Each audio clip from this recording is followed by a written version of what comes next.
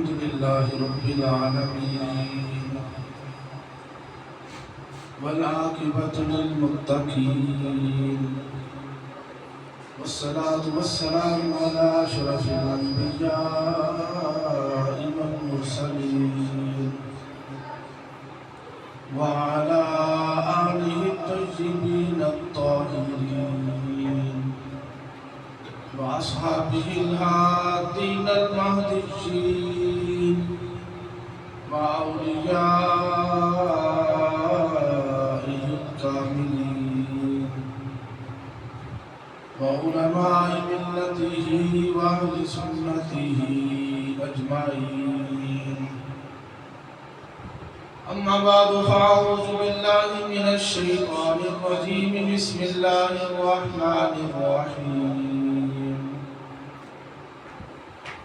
ألا إن أولياء الله لا خوف عليهم ولا هم يحزنون الذين آمنوا وكانوا يتقون. آمنت بالله صدق الله العظيم وبلغنا رسوله النبي الكريم الأمين ونحن على ذلك لمن الشاهدين والشاكرين والحمد لله رب العالمين. برادران اسلام رسالت عزت و احترام بارگاہ خیر نام میں ہدیت اسلام پیش فرمائیں. الصلاة والسلام علیکہ یا رسول اللہ، الصلاة والسلام علیکہ یا حبیب اللہ، الصلاة والسلام علیکہ یا رحمة للعالمین وعلى آلك وأصحابك يا شفيع المذنبين.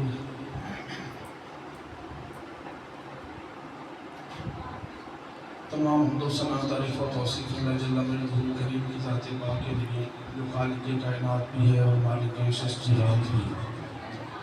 اللہ جل وعلا کی حمد و ثنا کے بعد حضور نبی اکرم رسول محتشم شفیع امم، اللہ کے پیارے امت کے سہارے، کے محبوب دانائے وجود، مالک رکاب امم، فخر عرب و عجم، مالک کون و مکان، سجاہدہ مکان، سید عید سجان، سرور لالا رخان، جیر تابان، سرنشین محبشان، ماہ خوبان، شہید چاہی حسین عادت مائی دوران، سرخیل جہرہ جمالان، جلوہ صبح ازل، نور ذات لگی ازل، باعث تکبیر عالم، فخر آدم و بنی آدم، نجر بطحہ رازدار ما اوہا، شاہد المعتبہ صاحب عزم مشرہ، معصوم آمینہ احمد مصطفیٰ حضرت محمد مصطفیٰ صلی اللہ تعالیٰ علیہ وآلہ وآصحابہ اجمعین کی بارگاہ میں ہدیہ محبت پیش کرنے کے بعد معزز محتشم ذوالفقار سامعین، آج کا یہ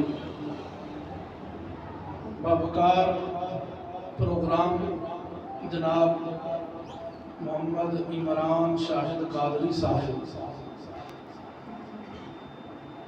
اس کا اہتمام کیا. حضور سیدنا غوث اعظم رضی اللہ تعالی عنہ کی 11ویں شریف کا سلسلے میں اور ساتھ ان کے والدین کے اصحاب ثواب کے لیے بھی اس کا اہتمام کیا گیا. سب سے پہلے دعا ہے کہ رب العالمین ہم سب کی حاضری اس بابرکت پروگرام میں قبول و منظور فرمائے اور جن مقاصد کے لیے اس کا اہتمام کیا گیا اللہ ان مقاصد میں کامیابی عطا فرمائے.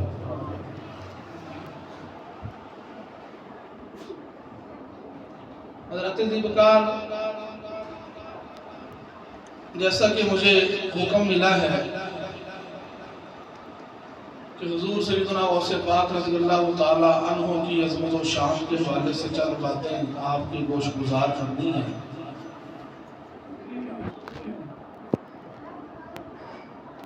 اللہ کے جو ولی ہوتے ہیں ان کا وجود ہر زمانے میں بابرکت ہوتا ہے.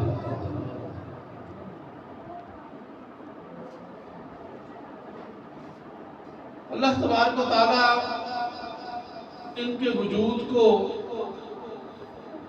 ساری انسانیت کے لیے سراپا خیر بناتا ہے۔ ان کے وجود سے کائنات میں بہاریں ہیں۔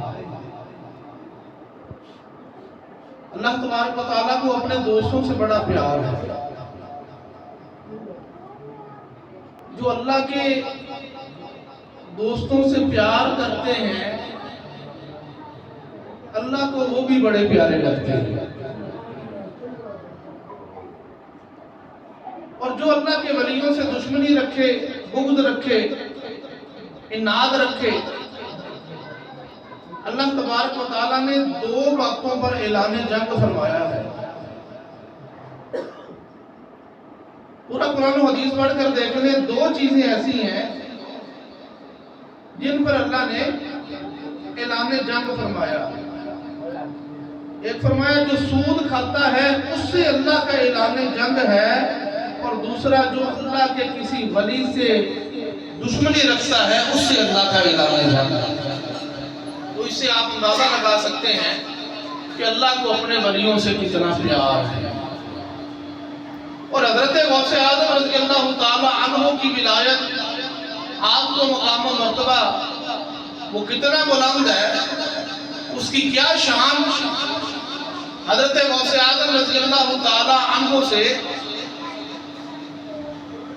کسی نے پوچھا کہ آپ کو ولایت کب ملی تھی، آپ کیسے پتہ چلا کہ آپ اللہ کے ولی ہیں؟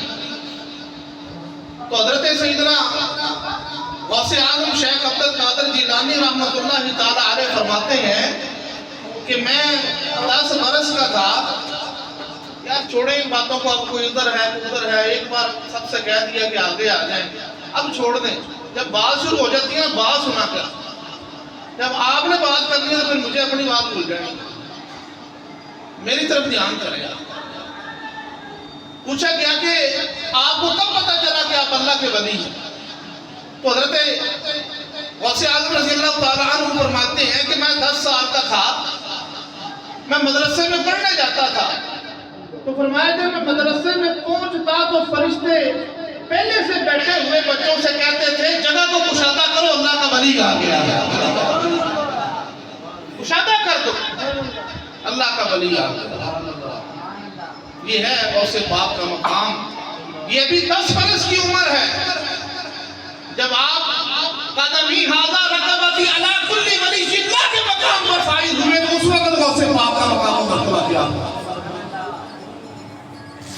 ہم اس شیخ کی بات کر رہے ہیں۔ جناب قاری صاحب اللہ تشریف لائے، ہم انہیں خوش آمدید کہتے ہیں۔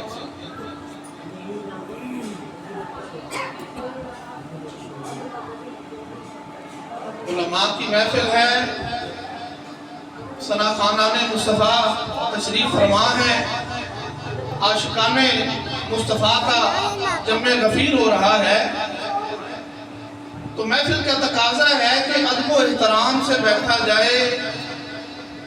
جب محفل کا باقاعدہ آغاز ہو گیا، اب اپنی گفت و شنید کو ذرا کم کر لیا جائے۔ اگر کوئی بات کرنا نہایت ضروری بھی ہوتا ہے تو کم از کم اتنی آواز میں کی جائے کہ جس سے ماحول متاثر نہ ہو۔ جگہ اتنی ہے تو جب تھوڑی سی بات ادھر سے کی جاتی ہے تو سارے لوگ ادھر متوجہ ہو جاتے ہیں، تو بات پھر جو ادھر کی جاتی ہے نا اس کا لطف ختم ہو جاتا ہے۔ بہرحال اللہ تعالیٰ سب کو برکتیں عطا فرمائے، سب عاشقان رسول ہیں، عاشقان اولیاء ہیں، اللہ رسول کی محبت میں، حضرت غوث پاک کی محبت میں آئے بیٹھے ہیں۔ تو یہ یوں ہی نہیں ہوتا، جب ادھر سے کرم ہوتا ہے تو پھر انسان ایسی پاک محفلوں میں آتا ہے، پاک مجالس میں اکٹھا ہوتا ہے، اور یہ اللہ کا وعدہ ہے فَاذْكُرُونِي أَذْكُرْكُمْ۔ جن کا ہم ذکر کر رہے ہیں انہوں نے اپنے وقت میں اللہ کو راضی کیا، اس کا ذکر کیا، اب اللہ تعالیٰ ان کا ذکر کروا کے بتا رہا ہے میں اس طرح پھر تمہارا ذکر کرتا ہوں۔ تو غوث پاک کا آج ذکر ہو رہا ہے، 1000 سال تقریباً ہو گئے غوث پاک کو دنیا سے تشریف لے جائے، ہم میں سے کسی نے ان کو نہیں دیکھا، کوئی ان کا رشتہ دار نہیں ہوگا، لیکن سب ان سے پیار کرتے ہیں۔ یہ کیا ہے؟ جب انہوں نے اللہ کو راضی کیا، وہ اللہ کے ولی، اللہ سے محبت کرنے والے، اب اللہ نے ان کی محبت مخلوق کے دلوں میں ڈال دی۔ ہم ان کا نام لیتے ہیں، ان سے محبت کرتے ہیں، یوں ہی نہیں لیتے، اللہ نے ان کی محبت ہمارے دلوں میں ڈالی ہے، تو ہمیں پتہ چلا کہ زندگی وہی ہے جو اللہ کے نام پر گزرتی ہے، جو اللہ کی راہ میں گزرتی ہے۔ حضرت غوث پاک رضی اللہ تعالیٰ عنہ ساری عمر اللہ کا دین پڑھتے پڑھاتے رہے۔ یہ ولایتیں یوں ہی نہیں مل گئی مقام غوثیت، بلکہ غوثیت کبریٰ حضرت غوث پاک رضی اللہ تعالیٰ عنہ کو اللہ نے عطا فرمائی۔ یہ آپ نے اس کی ابتدا قرآن کریم کی تعلیم سے کیا، قرآن کریم حفظ کیا، پھر جو ہے درس نظامی کا کورس آپ پڑھتے رہے، پھر ساری عمر تدریس کرتے رہے، مجاہدات کرتے رہے، ریاضات کرتے رہے، اللہ کو راضی کرتے رہے، پھر اللہ نے آپ کو اتنا بڑا مقام و مرتبہ عطا فرمایا۔ تو پتہ یہ چلا کہ بغیر علم جو اس راہ میں آتا ہے، حضرت غوث پاک فرماتے ہیں کہ جو بندہ بغیر علم حاصل کیے میدان تصوف میں آ جاتا ہے اور سمجھتا ہے کہ میں روحانی اعتبار سے ترقی کروں گا، آپ نے فرمایا وہ سوارتا کم ہے، بگاڑتا زیادہ ہے۔ یعنی اپنے آپ کو بھی سمجھنا یا دوسروں کو بھی سمجھنا، وہ ترقی کم کرتا ہے، تنزلی اس کی زیادہ ہوتی ہے، کیونکہ بغیر علم کے جب بندہ اس میدان میں آتا ہے تو کسی بھی وقت شیطان کا شکار بن جاتا ہے۔ حضرت غوث پاک رضی اللہ تعالیٰ عنہ آپ جنگلوں میں اللہ کا ذکر کر رہے تھے، اللہ کو یاد کرتے تھے، اور اسی طرح شب و روز بسر ہو رہے تھے۔ ایک دن آپ کے سامنے ایک نور سا آ گیا بادل کی شکل اختیار کر کے، اور اس سے آواز آئی، کہنے لگا ہے عبد القادر میں تیرا رب ہوں، اور تو نے بڑی عبادت کر لی، تو نے مجھے راضی کر دیا، اب میں نے تیرے لیے جو حرام تھے وہ سارے حلال کر دیے، جو حرام تھے اب تیرے لیے حلال ہو گئے۔ حضرت غوث پاک رضی اللہ تعالیٰ عنہ نے فوراً پڑھا لا حول ولا قوۃ الا باللہ، فرمایا یقیناً یہ شیطان ہے۔ وہ فوراً ایک دھویں کی سی شکل بن کے آپ کے سامنے آ گیا اور کہنے لگا کہ اے عبد القادر، آج اس مقام پر جہاں تو پہنچ چکا تھا میں نے تیرے جیسے 70 ولیوں کو یہاں سے گرا دیا، لیکن آج تجھے تیرے علم نے بچا دیا، آج تیرے علم نے تجھے بچا لیا۔ تو علم نہ پڑھتا تو پھر تو نہ بچتا کبھی بھی مجھ سے، میرے اس بات سے، میرے حملے سے۔ تو حضرت غوث پاک نے فرمایا کہ ایک وار تیرا خالی گیا، اب تو دوسرا وار مجھ پر کر رہا ہے۔ فرمایا کہ ایک وار تیرا خالی گیا اور دوسرا وار کرتا ہے کہ مجھے میرے علم نے بچایا، مجھے میرے علم نے نہیں، مجھے میرے رب نے بچایا، مجھے میرے رب نے بچایا ہے۔ تو بھائی ساری طاقتوں کا مرکز وہی ہے، ساری قوتیں، شانیں، عطائیں اسی طرف سے آتی ہیں، اسی رب العالمین کی طرف سے بندوں کو نوازا جاتا ہے۔ تو بعد حضرت غوث اعظم رضی اللہ تعالیٰ عنہ کی ولایت کی کر رہے ہیں، آپ کو اللہ نے بہت بلند مقام عطا فرمایا۔ آپ سے کسی نے کہا کہ آپ کی ولایت کا کیا حال ہے، تو حضرت غوث پاک رضی اللہ تعالیٰ عنہ نے اپنی ایڑی کی طرف اشارہ فرمایا اور فرمایا قدمی ھذا علی رقبۃ کل ولی اللہ، جب تک میرے قدم کسی بھی ولی کے گردن پر نہیں لگتے اس کو ولایت نہیں ملا کرتی ہے۔ حضرت غوث پاک کا مقام اللہ نے ان کو مرتبہ عطا فرمایا۔ واہ کیا جود و کرم ہے شہ بطحا تیرا، نہیں سنتا ہی نہیں مانگنے والا تیرا، اور تیری سرکار میں لاتا ہے رضا اس کو شفیع جو میرا غوث ہے اور لاڈلا بیٹا تیرا۔ یہ شان ہے حضرت غوث پاک کی، اللہ اکبر۔ حضرت شیخ سعدی فرماتے ہیں غوث اعظم درمیان اولیاء چوں محمد درمیان انبیاء۔ فرمایا کہ حضرت غوث پاک کا ولیوں میں یہ مقام ہے جیسے حضور کا مقام انبیاء میں ہے۔ حضور امام الانبیاء ہے، تاجدار انبیاء ہے، تو حضرت غوث پاک امام الاولیاء ہے، تاجدار اولیاء ہے۔ یہ شان ہے حضرت غوث پاک رضی اللہ تعالیٰ عنہ کی۔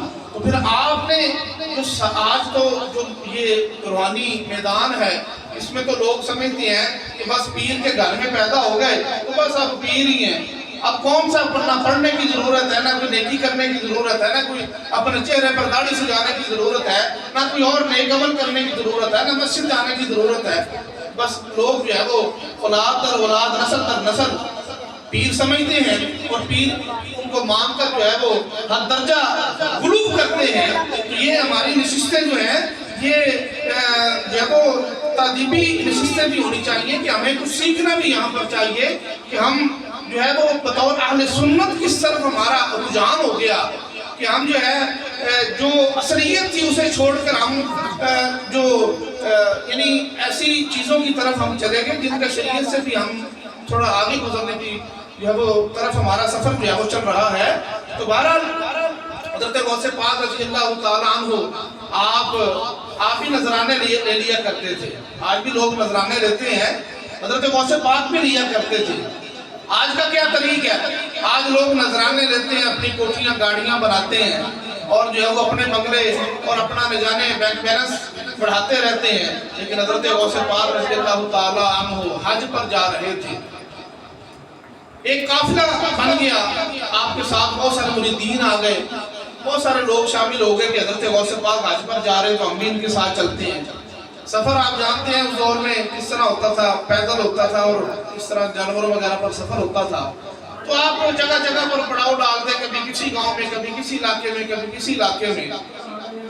جہاں پر بھی آپ کا قافلہ رکتا تھا وہاں ایک لوگوں کو پتہ چلتا کہ یہاں پر حضرت شیخ عبد القادر جیلانی رحمۃ اللہ تعالیٰ علیہ آپ تشریف فرما ہیں. لوگ حاضر ہوتے، نذرانے پیش کرتے، جو کسی کے پاس کچھ کھانے کی چیزیں ہوتی، کوئی گندم پیش کرتا، کوئی گھی پیش کرتا، اور اسی طرح جو کچھ اس کے پاس ہوتا وہ لوگ پیش کرتے.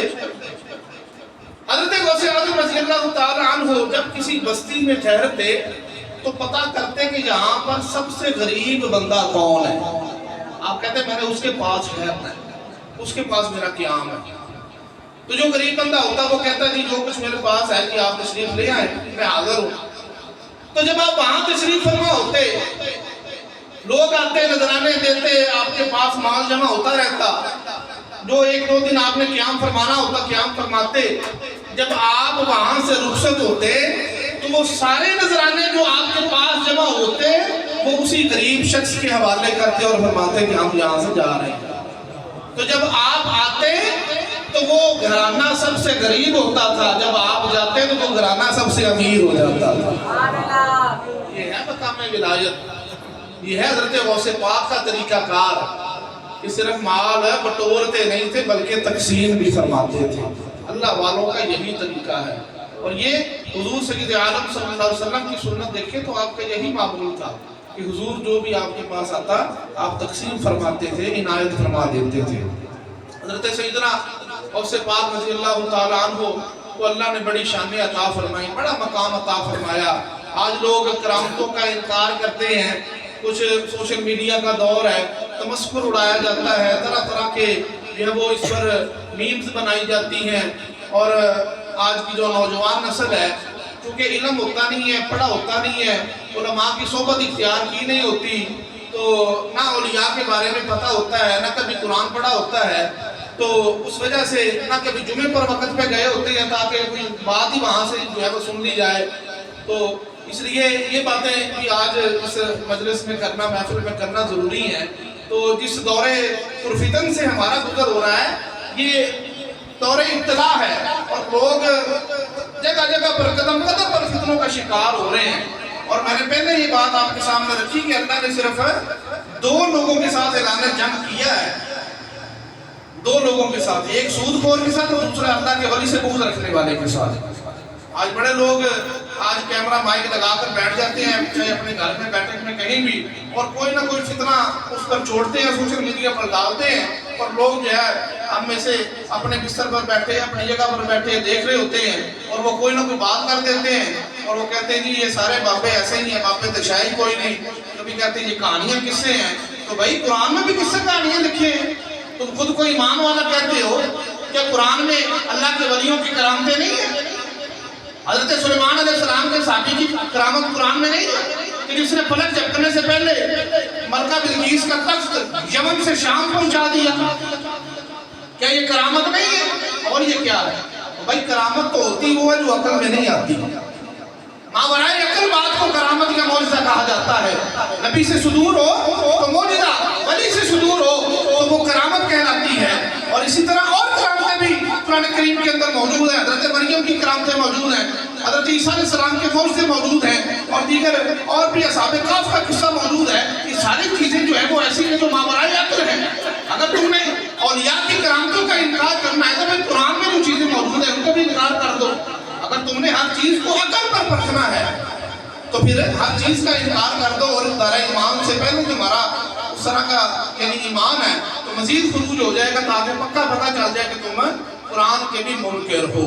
تو بھائی بات حضرت غوث پاک کی ہم کر رہے ہیں، اللہ نے ان کو بڑی شان عطا فرمائی۔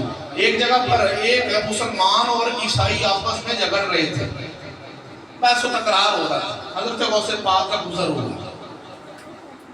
حضرت غوث پاک رضی اللہ تعالی عنہ نے جب ان کی بات سنی تو اس بات پر تکرار ہو رہا تھا۔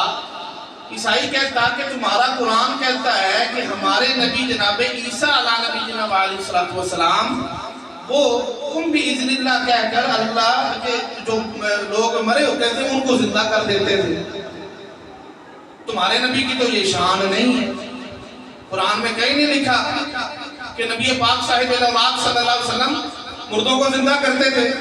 حالانکہ اگر وہ علم والا ہوتا تو بات کرتا اور بتاتا کہ حضور نے کتنے مردوں کو زندہ کیا ہے، حضور نے کتنے مردوں کو زندہ کیا، وہ علم والا ہوتا تو بتاتا۔ بہرحال اس نے اپنے حساب سے کوئی بات کرنا تھا تو حضور غوث پاک رضی اللہ تعالی عنہ نے جب ان کی تکرار سنی تو آپ نے اس عیسائی سے فرمایا کہ وہ تو حضور ہیں، وہ تو ہمارے بڑے ہیں، کہا کہ میں غلاموں کا غلام ہوں، اگر تم کہتے ہو تو میں یہ کام کر کے نہ دکھا دوں،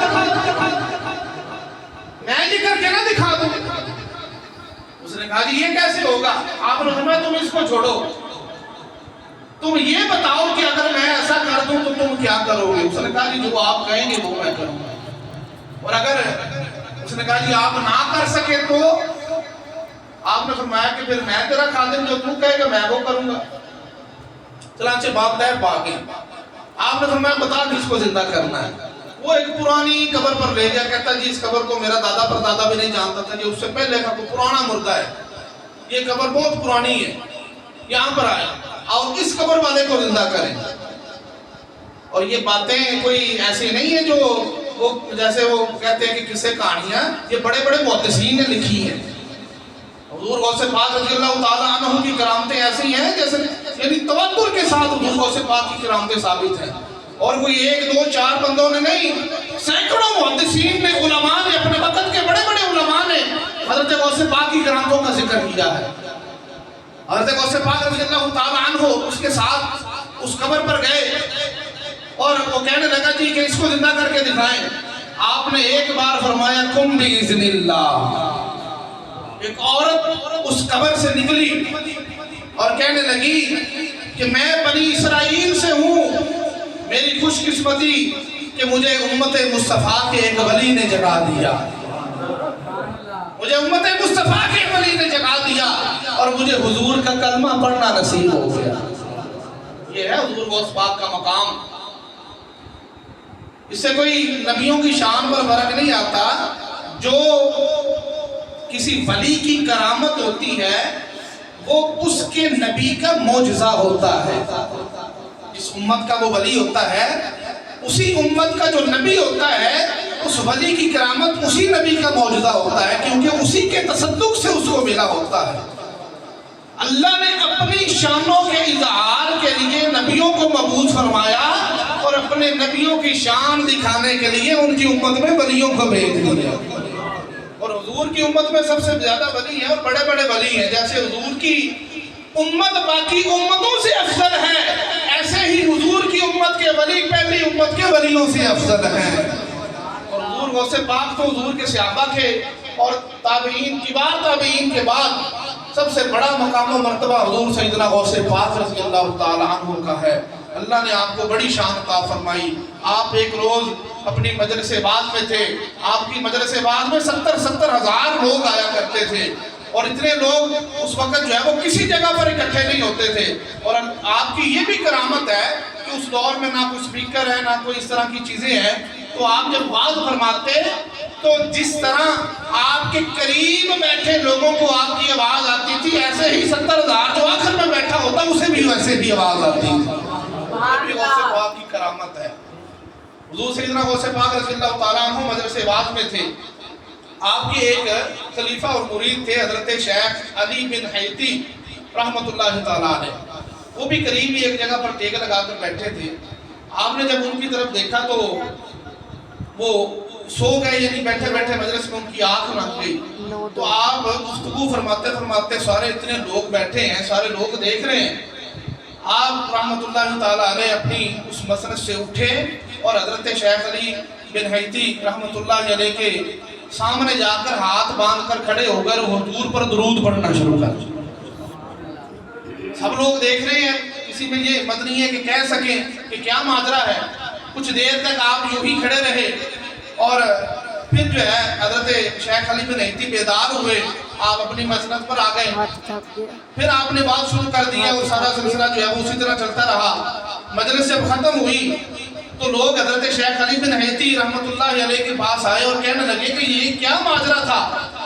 تو حضرت شیخ فرمانے لگے کہ میں غوث پاک کا مرید ہوں, آپ کی مجلس بعد میں بیٹھا تھا, اللہ کا مجھ پر کرم ہوا کہ میری آنکھ لگی اور مجھے اپنی اس خواب میں دیدار مصطفیٰ ہو گیا. سبحان اللہ. اور کہا کہ دیکھو لوگوں میرا شیخ کتنا کامل ہے, غوث پاک کا کتنا بڑا مقام ہے. جو مناظر میں بیٹھا خواب میں دیکھ رہا تھا وہ غوث اعظم جاگتی آنکھوں سے دیکھ رہے تھے. یہ ہے حضرت غوث پاک کا مقام کہ جو وہ خواب میں دیکھ رہے تھے آپ جاگتی آنکھوں سے ان مناظر کو دیکھ رہے تھے. حضرت غوث پاک رحمۃ اللہ تعالیٰ علیہ آپ ایک روز اسی طرح اپنی مجلس باز میں تھے کہ آپ نے اچانک اپنا ہاتھ جو ہے یوں بڑھایا. آپ نے ہاتھ اپنا بڑھایا اور یوں جب پیچھے کھینچا تو آپ کے ہاتھ سے اور کپڑے سے پانی کے قطرے ٹپکنے لگے. لوگ دیکھ رہے ہیں کہ یہ کیا ماجرا ہے, پانی کہاں سے آ گیا اور آپ نے ہاتھ کس طرح بڑھایا تھا. لیکن چونکہ موقع ایسا تھا کہ پھر پوچھنے کی جسارت نہیں تھی کسی میں, جیسے بات چل رہی تھی, آپ لوگوں کو خطاب فرماتے تھے اور آپ کی قرآن و حدیث کا درس دیتے تھے, ایسے ایسے نکات فرماتے تھے کہ وہاں سینکڑوں لوگ کاغذ اور قلم لے کر بڑے بڑے علماء آپ کی محفل میں بیٹھتے اور آپ کے تفسیری نکات لکھا کرتے تھے کہ آپ سے کچھ سیکھ لیں, آپ سے نئے نئے اسباق اور دروس حاصل کریں. یہ آپ کی مجلس واز ہوا کرتی تھی. تو لوگ بیٹھے رہے. تھوڑی دیر گزری کہ ابھی مجلس آپ کی جاری تھی, پروگرام ابھی جاری تھا کہ وہاں سے اچانک ایک قافلہ آیا. کچھ لوگ آئے جن کے کپڑے کچھ یوں لگ رہا تھا جیسے بھیگے ہوئے ہیں, سامان ان کا بھیگا ہوا تھا, اور آ کر کھڑے ہو کر اور کہنے لگے کہ اے غوث پاک, اے حضرت شیخ عبد القادر جیلانی, اگر آج آپ ہماری مدد کو نہ پہنچتے تو ہم ڈوب جاتے. وہ کہتے ہیں کہ ہم قریب ہی ایک دریا میں تھے کہ ہماری کشتی, ہم کشتی میں سوار تھے, کشتی ہچکولے کھانے لگی تو قریب تھا کہ ہم ڈوب جاتے. تو ہم نے پکارا کہ اے غوث اعظم المدد یا غوث اعظم. آج لوگ کرامت بیان کرتے ہوئے کچھ ڈرتے ہیں, کچھ ہچکچاتے ہیں, تو میں نے پہلے کرامت کی ذکر کر دیا. کرامت ہوتی, دیکھیں جو بھی یہ شانیں ہیں یہ ساری وہ شانیں جو اللہ نے حضرت غوث پاک کو عطا فرمائی. مسئلہ بھی سمجھ لیا کریں, ہم حضرت غوث پاک کو یا کسی اور ولی کو, کسی نبی کو, بلکہ خود امام الانبیاء صلی اللہ علیہ وآلہ وسلم کو, آپ کو جب وہ ہم ذاتی طور پر ان چیزوں کا مالک نہیں سمجھتے, بلکہ اللہ کی عطا سے آپ ان چیزوں کے مالک بنے. یہ شانیں آپ کو اللہ نے عطا فرمائی ہیں, اور یہ جو اس طرح مدد کرنا ہے یہ اللہ کی مدد اس میں شامل حال ہوتی ہے, اور اللہ کے اذن سے یہ سب کچھ ہوتا ہے. تو آپ نے جب انہوں نے آپ کو مدد کے لیے پکارا تو بیٹھے آپ مجلس باز میں ہیں, لیکن شان آپ کی اتنی بلند کہ آپ نے وہیں سے ہاتھ بڑھایا اور اس ڈوبتی ہوئی کشتی کو سہارا دیا, اور وہ کشتی جو ہے وہ اس کو کنارے پر لگا دیا. یہ شان ہے غوث اعظم, اور اس طرح آپ نے ان کی مدد فرمائی. تو حضرت غوث پاک رضی اللہ تعالی عنہ کا فیضان قیامت تک جاری رہے گا۔ آپ کا جو سلسلہ ہے، آپ کا جو فیضان کا سلسلہ ہے، اس سے لوگ جو ہے وہ فائدہ اٹھا رہے ہیں، سارے ولی اٹھاتے ہیں۔ میں نے پہلے بتایا کہ ولی بنتا ہی اس وقت ہے جب غوث پاک کی مہر لگتی ہے، جب آپ کے قدموں میں آتا ہے۔ میں نے ایک جگہ پر پڑھا کہ جب آپ نے بغداد شریف میں بیٹھ کر یہ اعلان فرمایا کہ میرا قدم قدمی حاضہ رقبتی راکل ولی اللہ، کہ ہر ولی کی گردن پر ہے، تو اس وقت کوئی ایسے لوگ بھی جہان میں تھے کہ سب کو، سارے ولیوں کو یہ آواز آپ کی پہنچائی گئی اور سب نے اپنی گردنیں جھکا لی۔ کچھ لوگ ایسے تھے جنہوں نے گردن نہیں جھکائی، جنہوں نے آپ کی فضیلت کو تسلیم نہیں کیا، تو اللہ نے ولایت ان سے سلب کر لی۔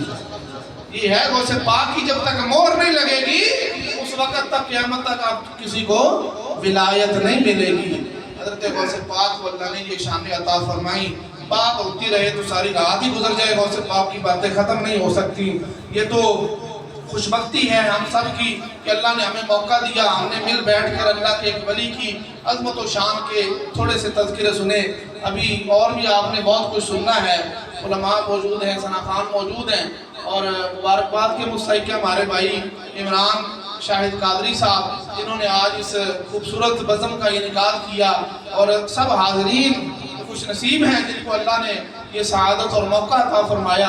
ہم اللہ تعالیٰ سے دعا کرتے ہیں کہ رب العالمین ہمیں، ہماری نسلوں کو اللہ کے ولیوں سے محبت کرنے والا بنائے، ہمیں ان کا غلام بنائے اور ان کا فیض یافتہ بنائے، اور ہمیں یوں ہی اللہ والوں کا ذکر کرتے رہنے کی توفیق عطا فرمائے۔ اللہ تعالیٰ ہم سب کی حاضری اپنی بارگاہ میں قبول فرمائے۔ وما علیہ الا البلاغ المبین۔